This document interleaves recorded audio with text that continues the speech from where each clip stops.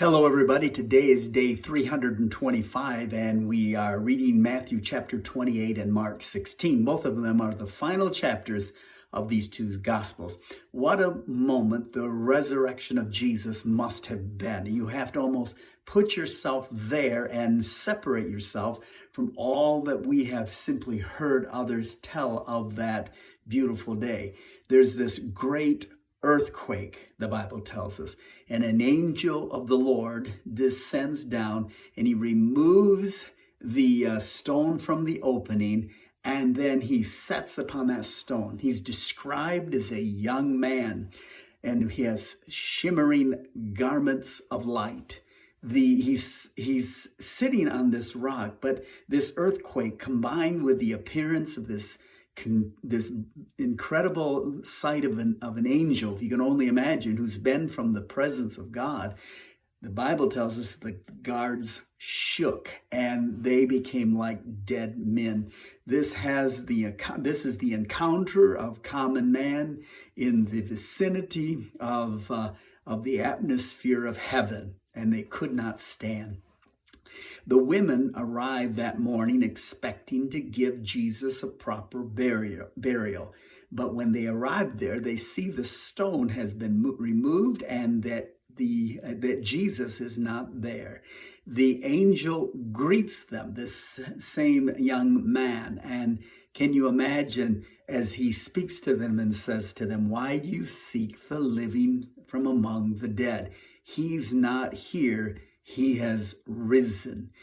Go quickly and tell his disciples and Peter." I like that because obviously Peter probably felt as though he was a total reject and probably felt as though he had been disqualified from any opportunity to have a relationship with God. But Jesus is very concerned about Peter and says, "Go tell the disciples and Peter."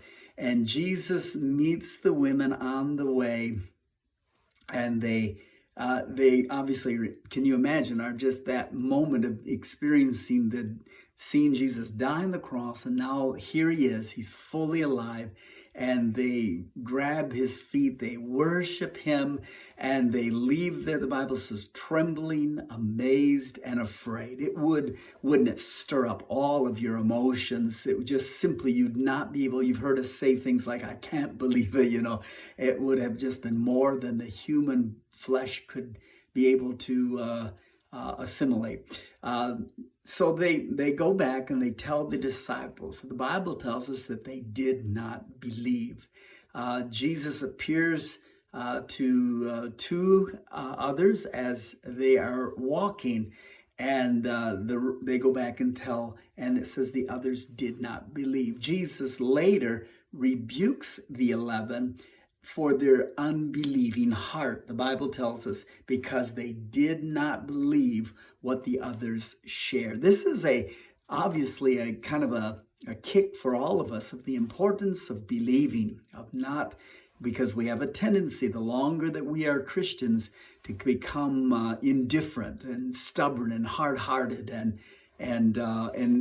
we lose that childlike faith. Later, as he is about to ascend back into heaven, he's commissioning them. And this commission to them is also a commission for us. He's commissioning us as well. And when they saw him, the Bible says that they worshiped him, but some of them doubted. And Jesus, the Bible says, here's all authority is given to Jesus. All authority in heaven and earth has been given to him. And so therefore, he gives us this commission. Number one, go into all the world. You and I are to go. That's our commission. Go everywhere to tell people about Jesus. He says, secondly, to make disciples of all nations. And this has to do with more than just getting people saved, but mentoring them in the faith and then baptizing them. And those who don't believe, or those who do believe, will be saved, and those who don't believe will be condemned. And then to teach them all the things that Jesus commanded us. That's part of this commissioning that we have. and to teach them to obey all the commands of Jesus.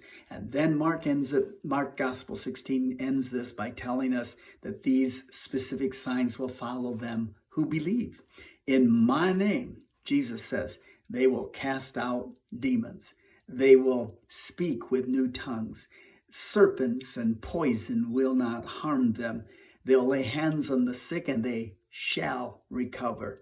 Jesus is then received up to heaven. The Bible says that he sat down at the right hand, suggesting that he had finished his work and now is extending it to us as we continue on advancing the kingdom.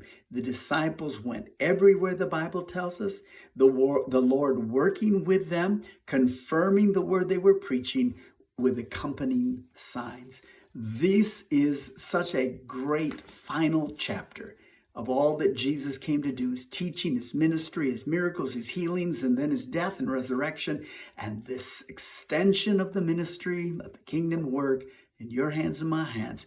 What a blessed thought to consider that we are a part of the resurrection of Jesus Christ. We are living in resurrection power. We too will experience the same resurrection from the dead because Jesus Christ lives in us. And because he lives, we will live also.